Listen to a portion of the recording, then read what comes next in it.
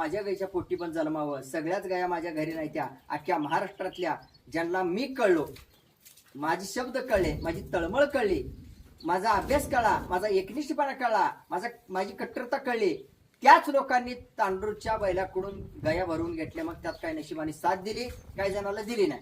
मात्र मी माहित नसताना, मी कळत नसताना अशा पण गायी तांडूर गावामध्ये भरवलेल्या होत्या त्या बैलाकडून.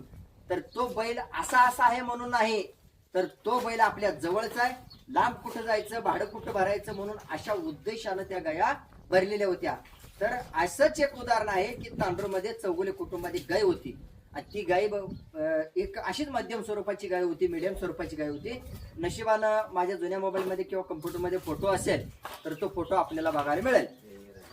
तर मंडळी, त्या गायीच्या पोटी एक वासरू जन्मलेलं होतं. म्हणजे अभ्यास करता करता आमच्या लक्षात आलं की बाबा ह्या बैलाकडून आपल्याला बी घ्यायचं आहे, मात्र अजून कोणाच्या गाया भरलेल्या आहेत का बघायचं होतं. तर त्या पद्धतीने एक वासरू जन्मलेलं होतं. ती वासरू पूर्ण खराब होतं. म्हणजे तिला म्हणजे ज्या घरात क्वालिटी जन्मते ती खरंच लवकर समजत नाही. म्हणून चांगल्या गोष्टींचं प्रमाण कमी आहे आणि वाईट गोष्टींचं, नको त्या गोष्टींचं प्रमाण भरपूर आहे. आणि त्या दृष्टिकोनातून जनता जास्त बघते, त्याच्यामुळे चांगल्या गोष्टीला पांघरून पडू शकतं.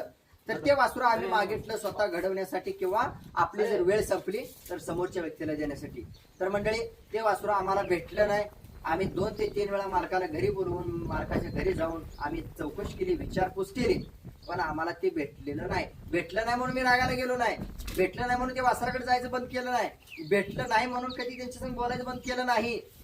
लक्षात ठेवा. तर त्यातीलच हे एक उदाहरण आहे मंडळी, लक्षात ठेवा. तर हे वासरू ज्या ज्या ठिकाणी प्रवास करत गेलं त्या त्या ठिकाणी मी जाऊन नोंदी केलेल्या आहेत.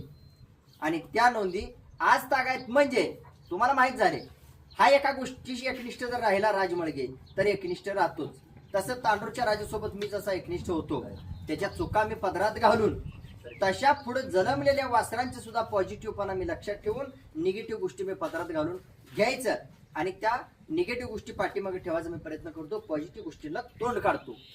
तर त्यातलंच हे उदाहरण आहे तांडूर गावचा माझ्या डोळ्यासमोरच्या गायला जन्मलेलं हे वासरू मिळालेल्या माहितीनुसार. कारण गाय भरवताना मी बघितलेलं नव्हतं, मात्र गावातल्या सांगितलेल्या माणसानुसार, मालकानुसार आणि मी ज्या ज्या जाणत्या माणसांची चौकशी केली, हा ते वासरू त्या बैलाचं आहे.